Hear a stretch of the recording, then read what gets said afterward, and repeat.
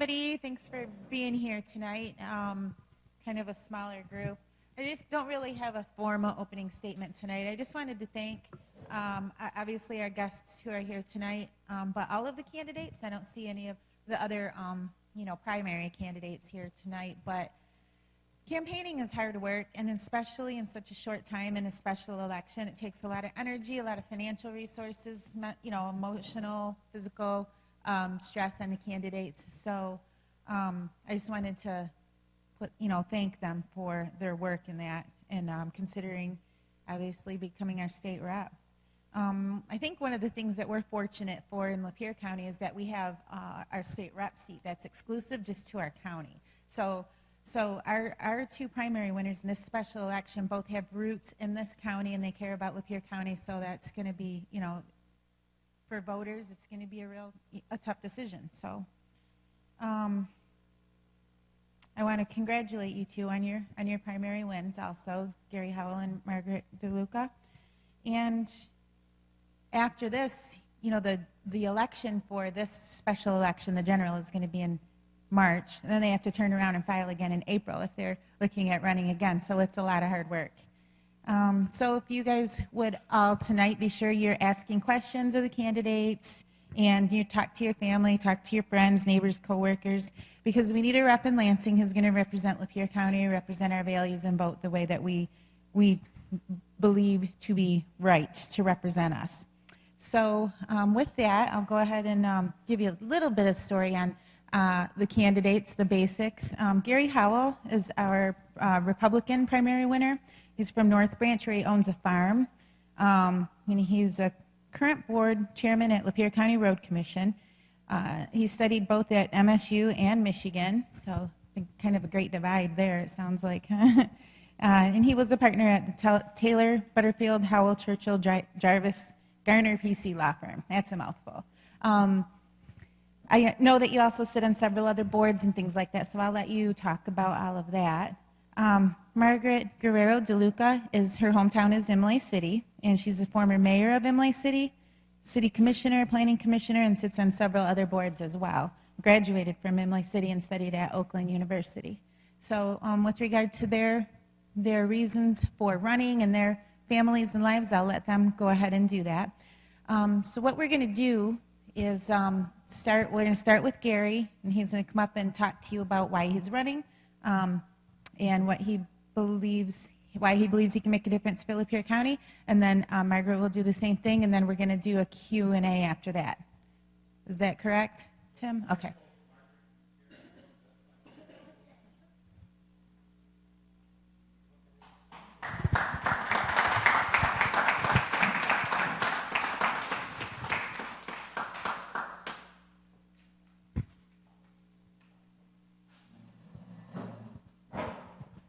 So, Gary, if you'd like to go ahead and get started. Very good. Thank you, Michelle. As she indicated, my name is Gary Howell. I know many of you. First, I want to thank the Tea Party. Is this microphone all right? Can you hear it? All right. I want to thank the Tea Party for honoring the veterans today. As a veteran who served during the Vietnam era, we were received with much different results when we came back to the United States, and it's great to see our current veterans being treated as they are and as they deserve. Secondly, I want to thank Margaret for letting me talk first. I've got another event going on tonight, and I told Tim I need to slip in, make my presentation, and slip back out again, and she was kind enough to let me talk first. And I also want to congratulate Margaret for winning her primary. She's a good person and a quality candidate. I'm pleased that she and I will have a chance to talk things over during the campaign. We will disagree, obviously, on philosophy, conservative versus more liberal point of view, but we will run a good campaign, and we respect each other, and I'm looking forward to it.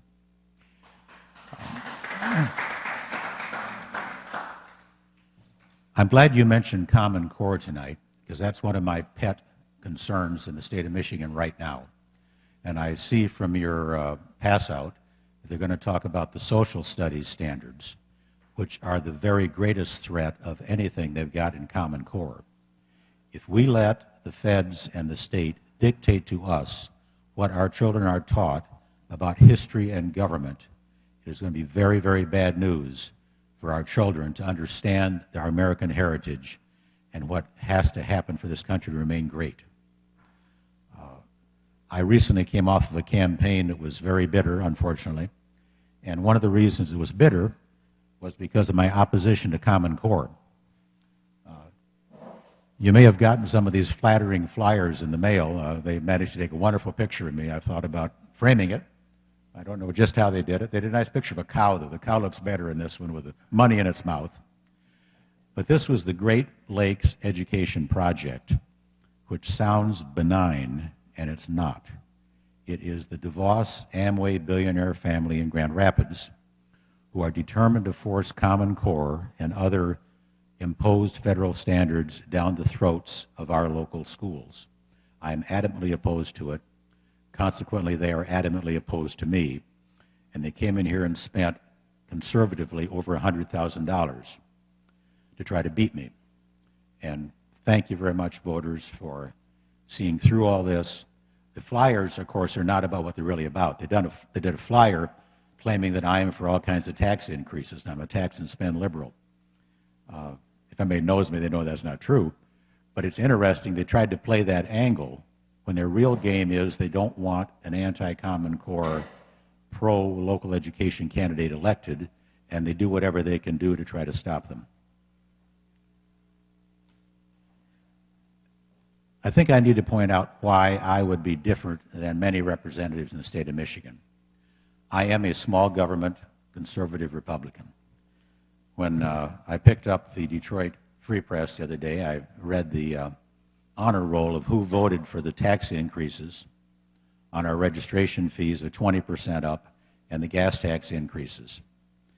And I went down there and I was embarrassed to see that only 6 Republicans stood up and voted no on the gas tax, and only 7 Republicans voted no on the 20% hike in our registration fees. There's no need for this. Our budget is huge in the state of Michigan. Our problem is not the state isn't getting enough revenue. Our problem is our state is not allocating the money to our most high priorities. Our roads are falling apart. As many of you know, I'm chairman of the Lapeer County Road Commission. I supported a millage, which I know many of you disagreed with, but I came before your group and I explained why I did that, and I would do it again because our roads are falling apart. But I can tell you this is totally unnecessary. I was willing to pay a millage on my farm because I knew every red cent of that went to Lapeer County roads. I can assure you, you're going to see very, very, very little of this money that's going to be a tax increase on you. One thing that's been a pet peeve of mine since I've got on the Road Commission to understand road finance is they take your gas tax money and they spend it for non-road purposes. Your gas tax money, only 31% comes back to the county for local roads. The other 69 is used in Lansing. Of the 31, they take off money from us for MDOT overhead, the bureaucracy. They take off money for mass transit in Detroit and other places. They take off money for bicycle paths. They take off money for hiking trails. They take off money for, it goes on and on and on. Maybe those things are okay, I don't know, but they do not belong to be taken out of your gas tax money. That should go every red cent to the roads. And this thing they've approved is going to go through the same system. So a lot of it's going to get sucked off for those non-road purposes. In any case, they could have solved this problem if they had the intestinal fortitude to reallocate money in the budget to higher priorities such as road improvements. And if I had been there, it wouldn't have been 6 Republicans, it would have been 7 Republicans voting no. You can rest assured about that.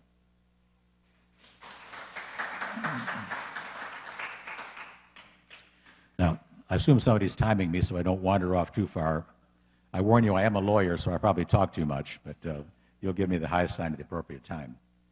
Actually, in the email I got from Tim, he wanted me to talk about a plan for Michigan, given our economic status. And I don't have the magic bullet. I got to tell you that up front. I do not have it. I have a strong philosophical belief that we do better as a community, as a state, with lower taxes and less regulation. So as I'm faced with issues in Lansing and I've got a choice, you're going to find me coming down on the side of lower taxes and less regulation, depending what the topic is. We have immense problems in Michigan, although things have gotten better in terms of the economy. It's been very, very slow and incremental.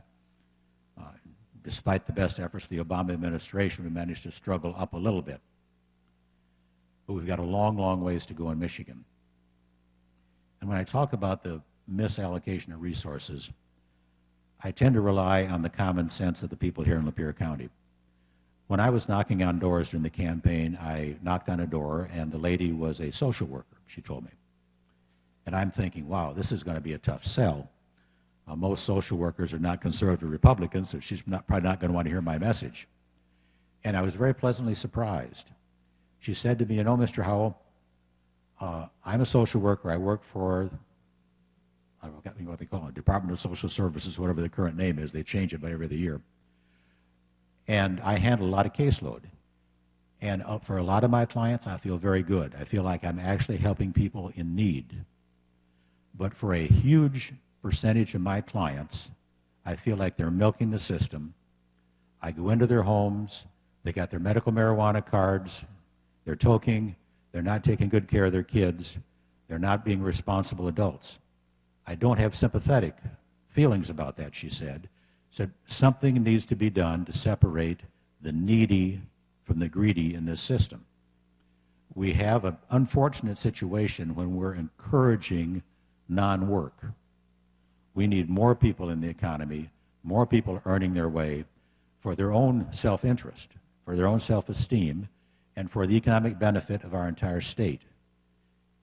I want to do anything I can do in Lansing to try to separate those issues out and only spend money on those things that are necessary. I am sympathetic to people that have serious problems. I am totally unsympathetic to those that simply want to live off the system and the taxpayers.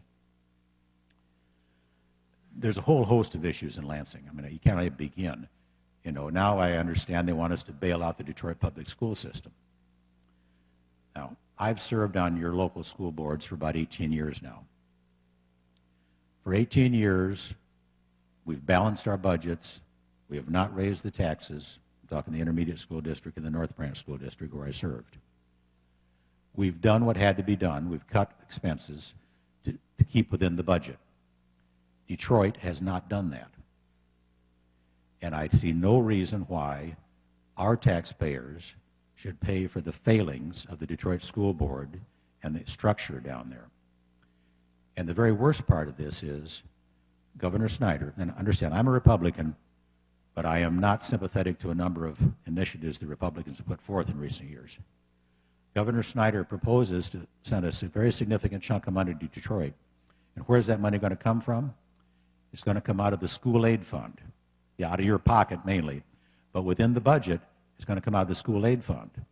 That means if they take $50 million out of the school aid fund, our schools get $50 million less across the state. There's only so much money in the pot. Whatever they take away to subsidize Detroit is going to come out of the hides of our school kids. We got to put a stop to this stuff. We cannot perpetually soak our taxpayers just for the benefit of municipalities and situations that have caused their own problem. There's got to be personal responsibility, not only by people, but by other governmental units in the state of Michigan. And you're not going to get that if you continually bail out those who get themselves in trouble. Tim is saying I got 5 minutes or 5 seconds. Okay, I can easily wrap it up in 5 minutes. I don't feel compelled to use all my time.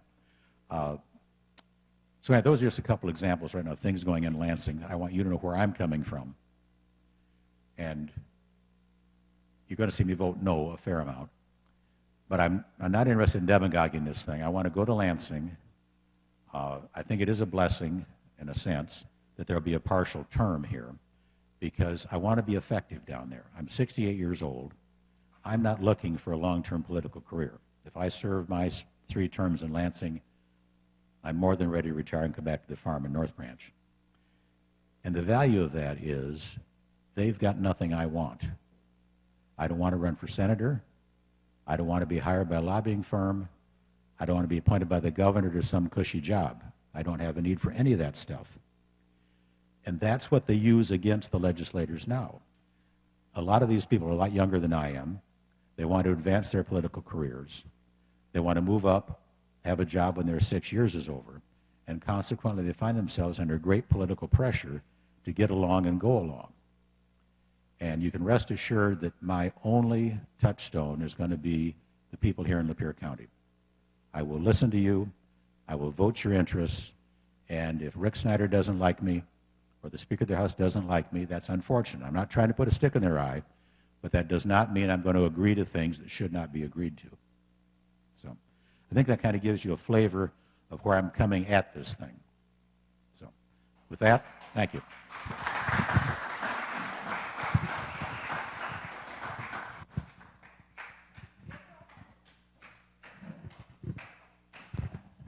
We'll go ahead and do questions right now for Mr. Howell, okay, in the audience, if anybody has any questions. Sure. If there's any questions, I'll answer them. Maybe I've already talked long enough, I've answered them. Yes, ma'am.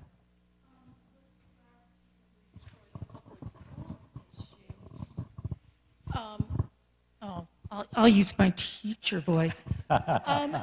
Detroit Public Schools has been under state control for the last 13 out of the last 16 years. So when we talk about the school board being inefficient, I'm kind of wondering, are you saying that the state doesn't have any culpability in what's going on in Detroit?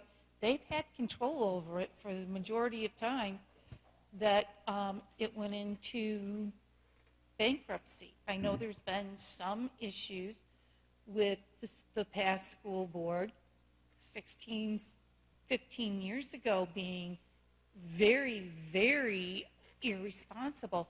But now we have Snyder appointees who are being investigated for taking money from the Detroit Public Schools. John Covington, who he had running the EAA, left town in disgrace after spending untold tens of thousands on hotel rooms and limousines and whatnot.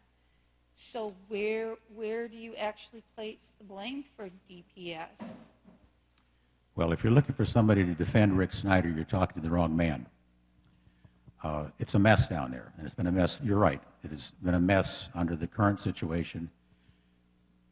But primarily, the people of Detroit have to take responsibility. They elected school boards for decades and decades. They ripped off the taxpayer. They paid for limousines for school board members. It went on and on and on.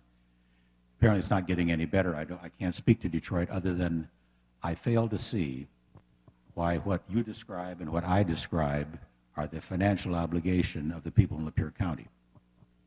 That mess exists down there. To ask us to take our school aid money and give it up for our students and give it to Detroit, and maybe I'm a bit of a cynic, but if you give them $50 million, I've got no faith that things get any better down there.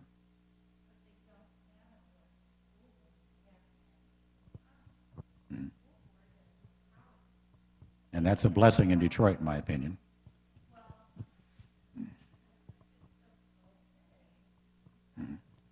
They've never elected a competent school board in Detroit.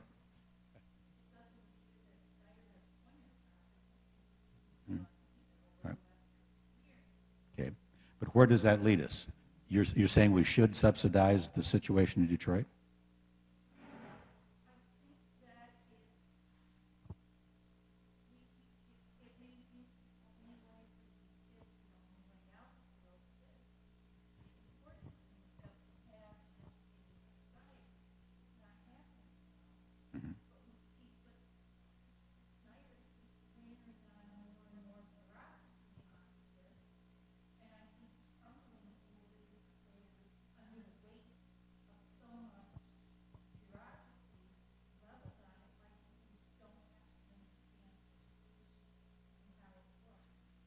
Well, I'd like to find those people. Thanks, Gary, for that. No, okay, come. Okay. Snyder took over the Detroit public school system because they declared them bankrupt. They appointed this emergency manager position, which they've been doing all around the state. And all that's done is taken more money out of the school system because they were already underwater. And here comes along this, he forces them to accept this manager, and then the city has to pay for it.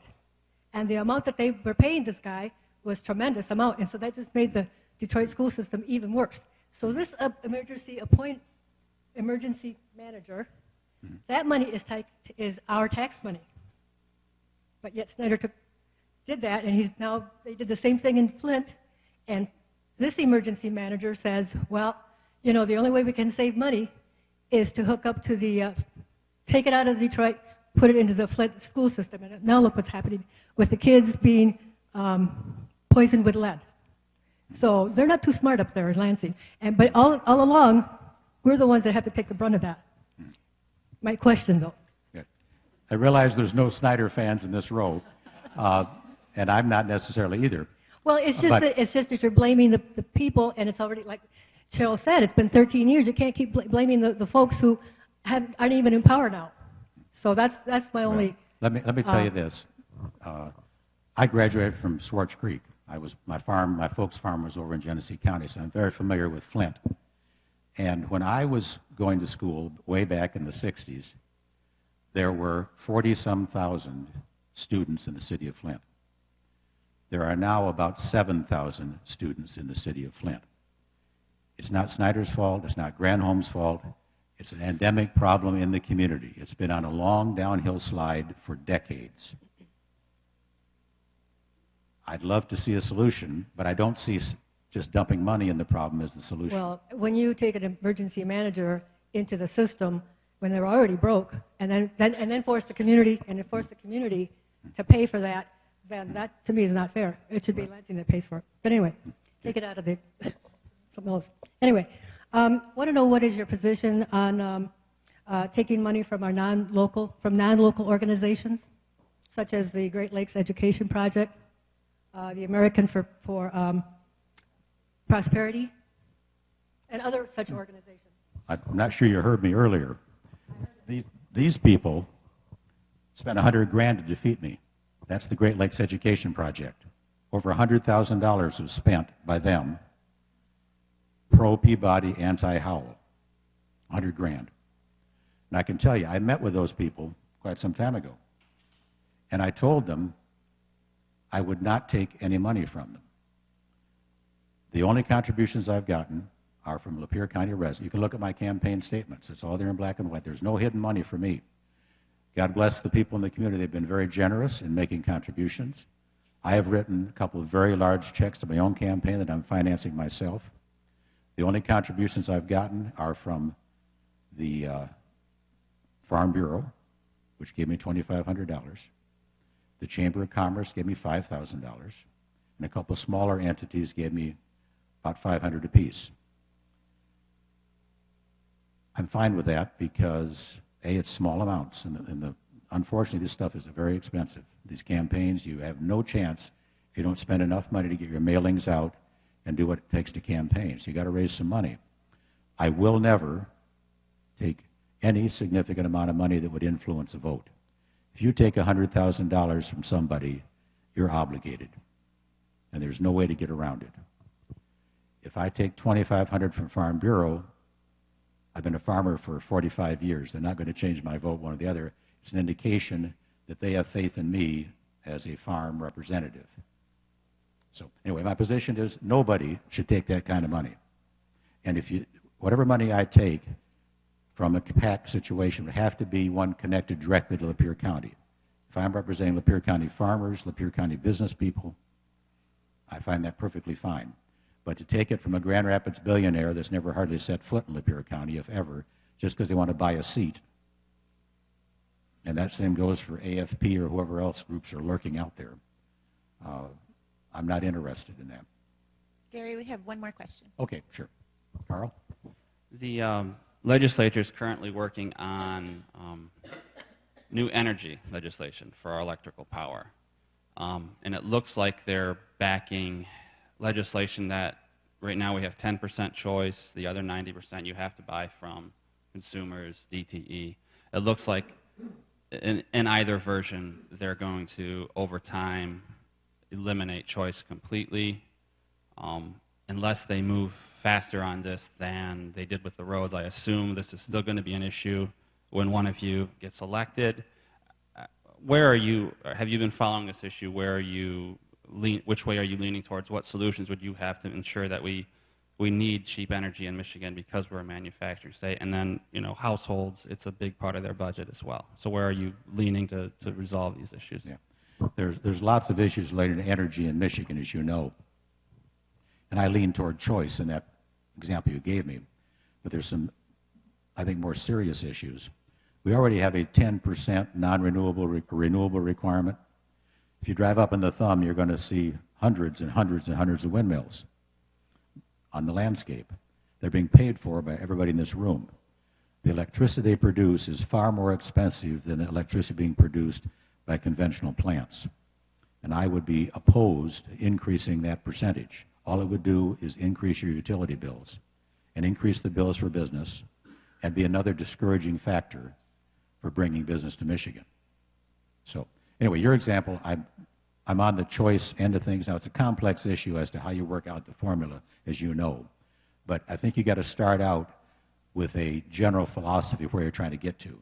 And my general philosophy is choice is a good thing in a whole range of activities. And I would like to see design a system so that people are able to take advantage of the choices they have and have a broad range of choices. Okay? Okay, Gary, thank you very All right. much. Thanks, Michelle. I appreciate it.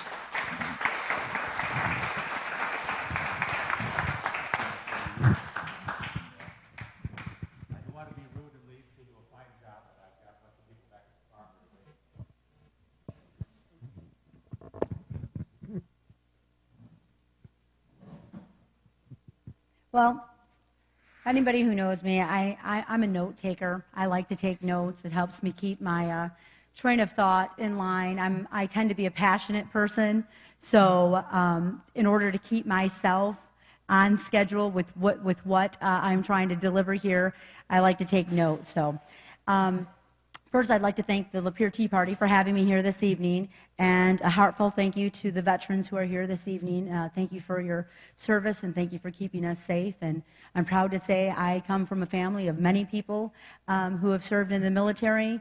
My uncle, Jose Ramirez, was actually the Veterans Coordinator for Lapeer County for several years. My nephew, Danny, just received, he's a Marine, and he just became a director of one of the Project Wounded Heroes. So the military runs very strong in my family. I've spoken to most of you before, so I don't want to really waste my time on my background with you. Michelle gave you an overview of my background. I have a bachelor's degree from Oakland University in Communications. But what I want to do is I want to spend my time, I know I have limited time, so I want to spend my time discussing the critical issues that are plaguing Lapeer County and the state of Michigan. However, I'll be happy to meet with anyone who has further questions after the meeting. I'd like to say, though, that I'm a wife, I'm a mother, I'm a daughter, I'm an aunt, and I'm a fellow citizen who is sick of not being heard by the people that we elect, even when we exercise our votes, our rights. I will also tell you why I chose to run again. My response is simple. I want to be the voice of Lapeer County. I want to represent all the citizens in Lapeer County, not special interest groups, but all of you and everybody who is not here. I want to be that change that we need in Lansing. What we've been doing has not been working. It's not working. It's not working at our state level. It's not working at our federal level. We need to break this cycle. We have so many of our fellow citizens who are suffering. We have people who go to sleep every night filled with anxiety of how they are going to pay their bills each month. I have empathy for those individuals. We need a representative who knows our county, who knows what the minimum wage is and what people are earning and how they're trying to pay their rent and car insurance and utilities and put food on the table. And we need a person in touch. And I'm that person. I've seen it. I have it. I have it in my family. My family members, I see some of my nieces and nephews who are young, who have started their families, and they're struggling. And they're out there and they're working 2 jobs because they just can't make ends meet on what they're making. In 2014, I did my best to try and remind the voters that to get the best representation, you need to elect the most competent individual. Unfortunately, many could not bring themselves to cross over those party lines and chose to elect Todd Corser. And we all saw what we got for that. Now, 2 years later, all of these issues that were so urgent and relevant at that time are still unresolved. Roads, bridges, education. We're still talking about them. Nothing's been settled. Nothing's been solved. No problem solving. No compromise. Everybody has drawn their line in the sand, and who's suffering? We are. We are suffering for this.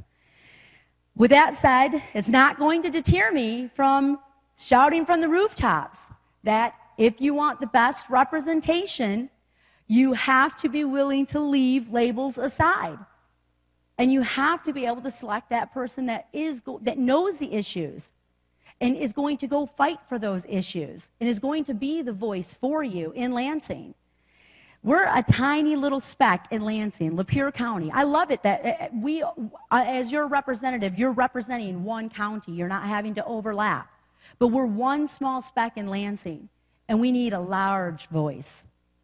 We need somebody who is going to be outspoken in Lansing and say, hey, I don't care that I have 89,000 people in my county versus Grand Rapids that has, 1 million just in the city. We need the same resources. We need to be treated with the same respect as you do your big cities and your big counties. Making sound financial decisions in Lansing is the key to getting these done. When I was first seated on the City of Imlay City Commission, I can remember this like yesterday. We had our first budgeting session, and I had studied that budget for a week and a half. I had my highlighter out, I had my sheets out, I was writing my notes. We get to the meeting, and I'm asking all my questions that I had prepared, and the then city clerk treasurer tells me, Ms. Deluca, we've never done line item budgeting. And I said, why not? How can you truly remove the waste in government if you are not willing to go line item by line item? Needless to say, there was a long session, but I'm happy to say that it got the other commissioners thinking, it got them asking questions, and we were actually able to remove waste. We were able to reduce our budget in areas, and we were able to, we saw that we had areas that we were duplicating, that we didn't need. And Mr. Howell's not here for me to say this, but one of them was our attorney fees. He was our city attorney. But so there was waste that was there. But because we had never, ever done line item budgeting, they always looked to the big groups. Let's go to police, because that takes up the most of our budget. So we need to shave money, so take off 10% from police. Another big area, fire. Well, we just have to put off that fire truck for another 10 years, keep on rolling, and just keep your fingers crossed. We can't do that. To me, being fiscally conservative is willing to go line item by line item and challenging those who say, we don't have enough time, I got a dinner, I got to get to. I don't want to sit here, I don't want to go through line item by line item. Just I'm ready to vote. We have to stop being complacent with that, because that's what's got us in this problem. That's what's got us in this mess that we're in. For the past several years, we've all witnessed it. We've all seen these huge tax breaks going to large corporations. Now, I'm not against industry, and everyone has a place, but we need fair and equitable decisions being made, and we're not seeing that being made. We continue to see the tunes of billions of dollars of tax credits going to large corporations. Somebody has to fill that need, that gap. When you take $1.8 billion and you say, here you go, you don't have to pay this, somebody has to pay it. And we are the ones that is a somebody. It's coming out of our roads, out of our general education, out of municipality money. That's where they take the money from. As I said, I am very passionate, so I have to try and make sure I'm staying on my points. But as a current Lapeer County substitute teacher and former mayor, I have seen firsthand the poor decisions, economic decisions that we've made that have caused the hardships in our local school districts and in our local municipalities. And as a fellow citizen, I've seen the mismanagement of money with regards to we have one of the worst roads in the country. So I'd like to just start with some of my top issues that I mentioned: jobs, roads, and public education. So with job creation, Lapeer County has consistently been deemed economically depressed for over 3 decades.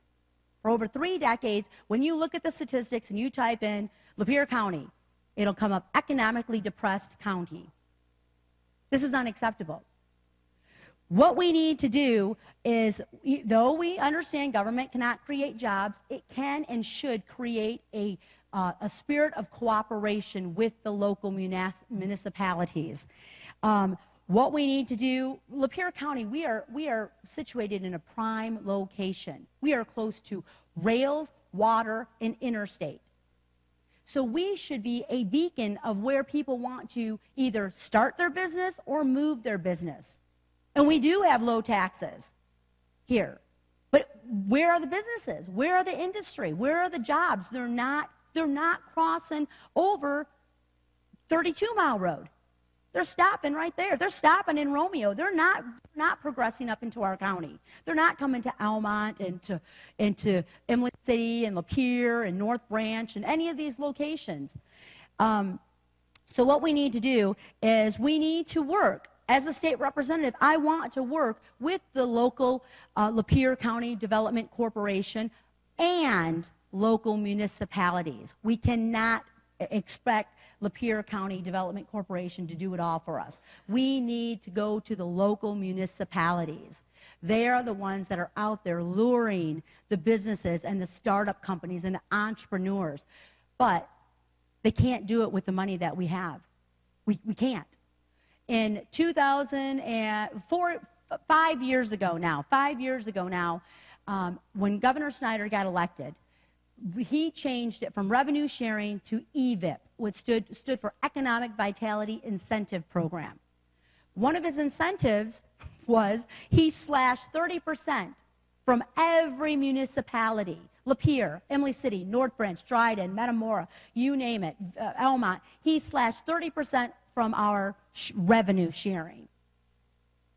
So municipalities, I saw it. I was seated at the time as mayor, so I saw it firsthand. And we're sitting here struggling, saying, you know what? We don't have the funds to try and lure entrepreneurs with the incentives that we need, like giving startup incubators and helping them with real estate and business plans and all these things that we know is needed, but we don't have the money to do it. We're sitting here trying to pay for our roads, our water main repairs, our schools, all these different things with our police, our fire. We're just trying to keep afloat here. So we need to continue to work with them, and we can accomplish this by funding our local municipalities. I know we have a Michigan Economic Development Corporation, the MEDC, and they do serve a purpose. I know many people don't like them, but they do serve a purpose if we are to diversify the type of businesses that we're luring to Michigan. But where it starts is locally. And again, if you don't provide the local funds from the state to your municipalities, we're all 1 year away from emergency financial management ourselves. Lapeer County Agriculture, we all know that this is one of our breadwinners here. I'm fully in favor of investigating all out-of-the-box initiatives. We need to try and lure granaries and storage facilities and new ways of doing business to stay progressive and ahead of the curve. So I would work with the local Department of Agriculture and Rural Development, the community co-ops, the Farm Bureau, and so on. They're the experts. I don't consider myself the expert. So we need to, reach out to those individuals. Basically, we need to stop being complacent. Lapeer County needs to stop being complacent with the fact that we've been economically depressed, with the fact that we've been doing things the same way over and over again. We need to break that cycle. Just quickly on roads and bridges, again, it has to be fair and equitable. This road bill, and I actually put on the back, I brought it, I made photocopies. You can see how this road bill was voted on. I know Mr. Howell touched on it, but it's back there. I have it on the table, and you can see. And I was very disappointed that our own Senator, Mike Green, who says he's a fiscal conservative, voted yes on this.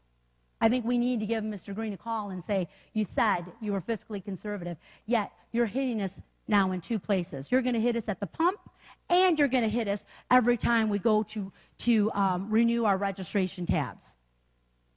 55 to 52. 55 of the House representatives out of the 55 that voted yes, 54 were Republicans and 1 Democrat. Out of the 52 that said no, 48 Democrats and 6 Republicans.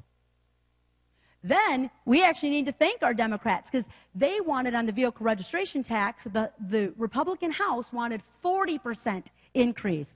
40% increase.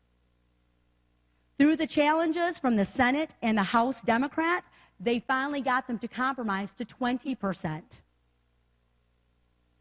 So again, that's not fiscal conservativeness to me.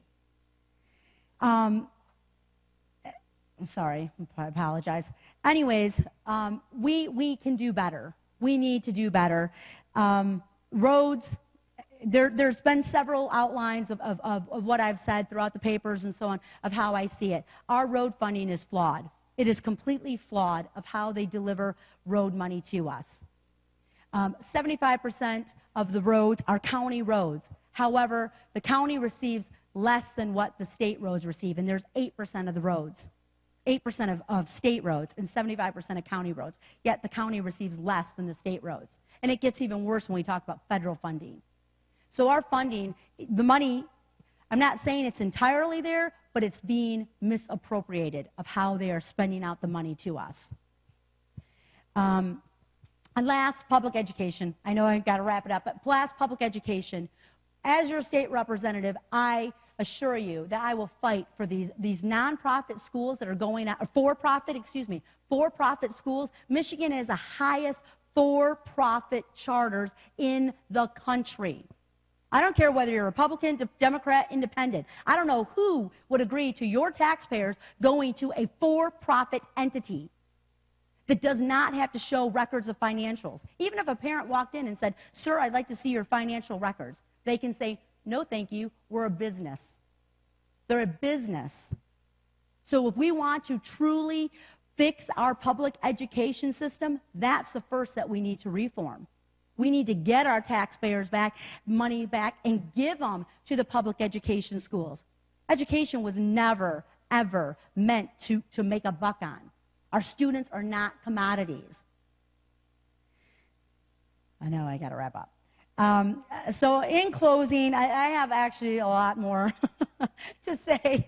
As I said, for the last 2 years, 2.5 years, I've studied these issues. I have studied them. I know the numbers. I know the data. I know the misrepresentation of data that they have put out there.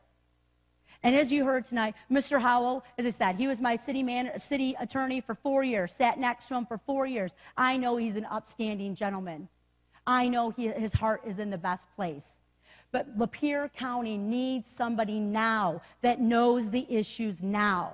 Not to look it up and let me get back with you, let me research that. I've done that. I've done the homework. I've done the research. And the difference between me and Mr. Howell, first I'll show the same.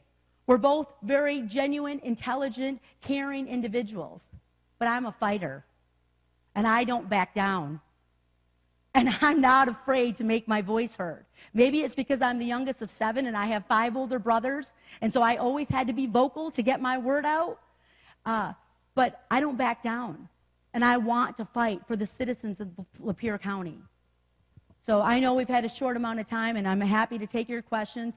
But in this short amount of time, I hope that you continue throughout these next 4 months to have more forums and to meet with us, to call us on the phone, to talk with us one-on-one, because it's your issues that we need to discuss. Okay, we'll go ahead and Thank you take for your time. some questions, Margaret. Thank you very much, Margaret. Thank you. Questions?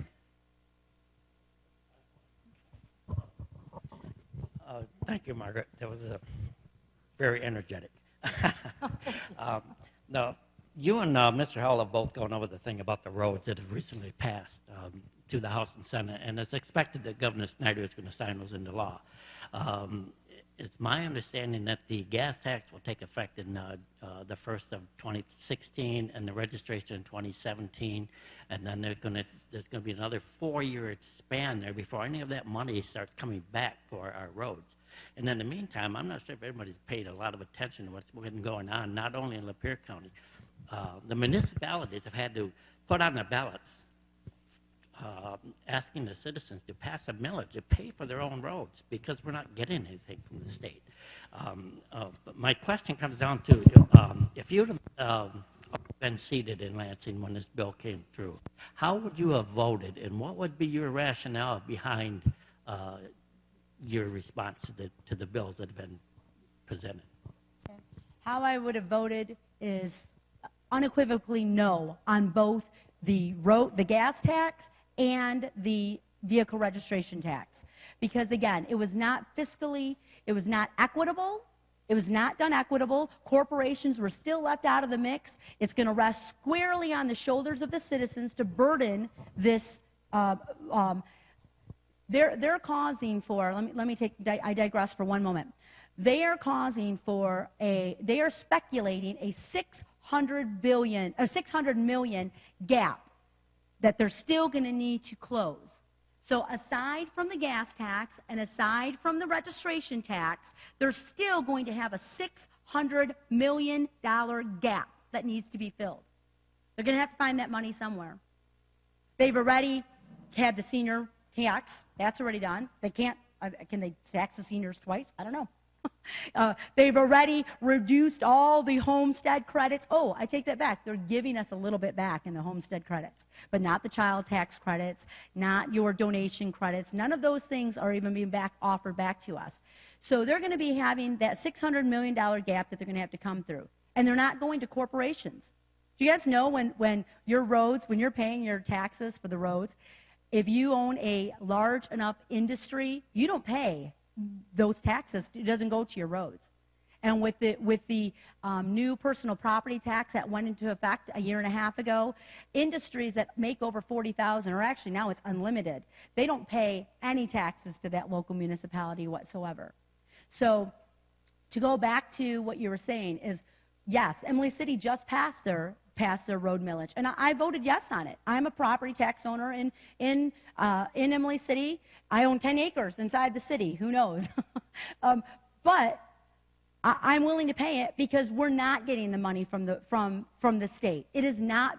There's no trickle down to the cities. So if we don't take care of ourselves, our roads and our water mains and all the other important things that we need, our infrastructure is. It's going to get even worse than what it is already. So again, no, I would have voted no on it because it's not fair and it's not equitable and it's not fiscally responsible. Okay, we have another one. What's your position on Common Core? My position on Common Core, I am torn on Common Core. The reason being is as a process specialist for Chrysler Financial, my job was to go in and I reviewed processes in various departments and I would sit there and I would watch and I would take my notes, but I always went and I talked to the actual people doing the job. I went to the person that was sitting there so I could get their intake, because sometimes people far removed don't really have a touch on what that person actually is doing. And they were the ones that were able to tell you, I'm doing 3 reports, we can do 1. So with Common Core, it was rolled out so poorly that the fact that teachers, I've spoken to teachers, superintendents, directors of curriculum throughout this county. Aside from sitting in actually each classroom, I've subbed in North Branch, every single Lapeer school, Emily City, Dryden, Alma. I subbed in all the districts. This is the deal with Common Core. It's a misconception that you lose local control. Okay, and I'm sorry Mr. Howell's not here to ask that, because he's the president of the ISD. So this was an analogy that was given to me, and I'll share it with you. Minimum standards. Cars have a minimum standard for airbags now, which is a good thing. So every manufacturer has to have airbags in their vehicles now. However, they don't choose what company they go to. Not everybody goes to the same company for their airbags. They get to choose who their provider is. They get to choose how they want to put them in their vehicles. Some of the luxury vehicles increase them if they have the money and if they have the people that want to purchase it. So with Common Core, it's the misconception that the government is saying this is how you have to teach little Johnny and little Beth in the classroom. They set a minimum standard, and then they say, go ahead, curriculum directors, work with your teachers to decide how you want to present that information. So it's not rolled down. And correct me if I'm wrong, because we have a teacher in the audience, actually. So please, but the thing is it was rolled out poorly. They had mandates to the schools saying you must do this without giving them the funded. So we've all heard that wonderful term, unfunded mandates. You have to be able to provide so and so many computers and headsets for your students, but we're not going to give you the money to do it. So the technology was not in place. They kept moving the cheese, so to speak. They would roll things out, and then they would re-put it back, and then they'd roll it back out. So it was set up to fail. The theory behind it, that I can live in Michigan, and should my job take me to Florida, my child can move schools without a hitch and just slide right in and no problem be able to pick up. The theory behind it is great. It's like ISO 9001. The theory behind it is great. But it is not great how they roll it out. It's not great that they don't get teacher input, or when they do get teacher input, they choose to just ignore the teacher input. My question was, what is your position? I don't need a lesson on Common Core. I just want your position. Well, as I said at the beginning, I'm torn on Common Core because standards are a good thing. Having a set minimum of standards. How you choose to get there should be up to that individual school district.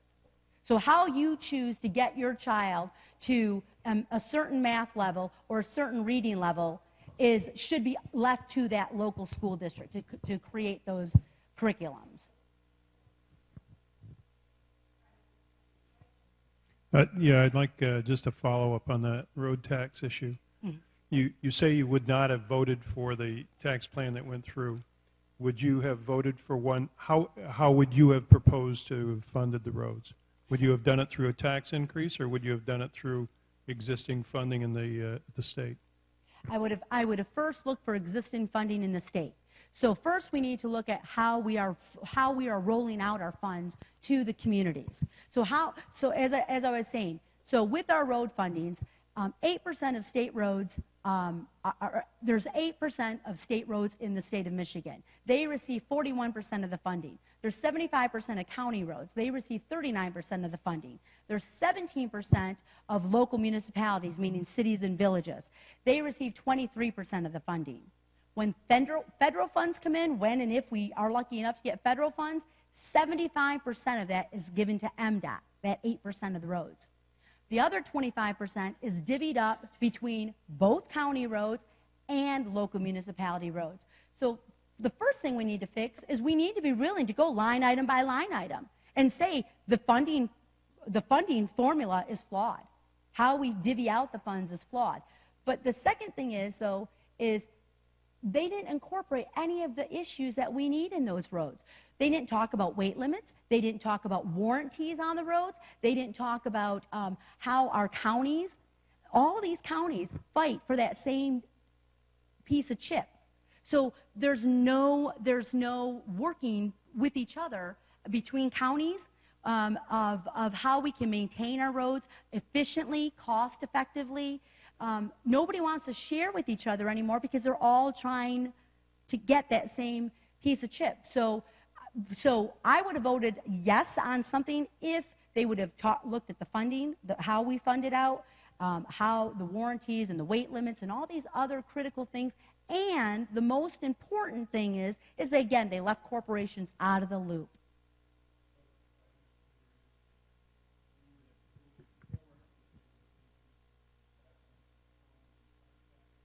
No. I don't personally think, yes, do we need somewhat of a tax increase? Yes. We don't live in a utopia. So I'm not going to stand here and I'm not going to say, I will never, ever increase your taxes. If we lived in utopia, I would be saying that to you, but we don't. But we need to do it fair and equitable. You do not put the burden of all of this on the citizens' backs. You need to involve corporations. They need to be paying their fair share. They're the ones transporting their products interstate or intrastate. So they're the ones using the roads too. So they need to be willing to help fund our roads. So should there have been some type of increase? Not vehicle registrations, definitely not. Definitely not. Should there have been some type of small gas increase? Yes. But if you did it fair and equitable, then it wouldn't all lie back on the citizens. But no vehicle registrations. No, absolutely not. We don't have mass transit here. People rely on their vehicles. You have people that have 2 household vehicles because both mom and dads work. You're going to get a lot of people that can't afford that vehicle registration, and we don't have mass transit for them to get back and forth to work with. Margaret, we have one more question for you. Yep. My question goes back to the trucks and the weight limit. Aren't we losing so much percentage in Michigan of federal funding for our local roads because of our weight limits for trucks are too low? Yes, you're correct. When And Governor our Schneider fines, took too. office, he closed down, I don't know the exact percentage of the weigh stations, but he closed down a good majority of the weigh stations. So when you drive through, they're there. We don't even need to build the infrastructure for them. They're there. But we're not utilizing them. So yes, we lose federal funding because we do have some of the highest weight limits in the country. So, but going back to your question, so yes, we lose federal funding because of the weights and the cause of the damage that the trucks do to our roads. It's that double-edged sword. We fix our roads and the trucks destroy them. We fix them, the trucks destroy them. And we're not doing anything about it.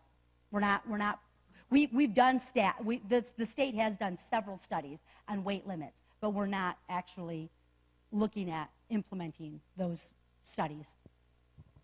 Margaret, thank you very much tonight for your time. Thank you. Thank you. Thank you, everybody, for all the great questions. We're going to have Carol Brown come up now to close in prayer.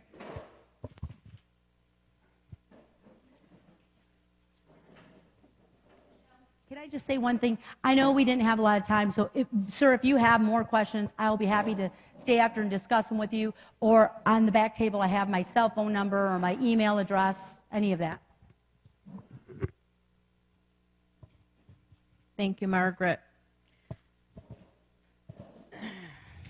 Lord, we just thank you tonight for this presentation.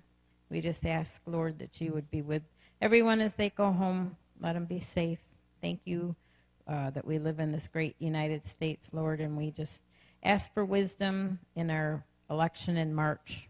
Both these candidates are so well qualified, Lord, and we just ask that you bless them. Thank you. In Jesus' name, amen. Our next meeting will be January 5th at 7 o'clock. No meeting, no general meeting in December. Thank you.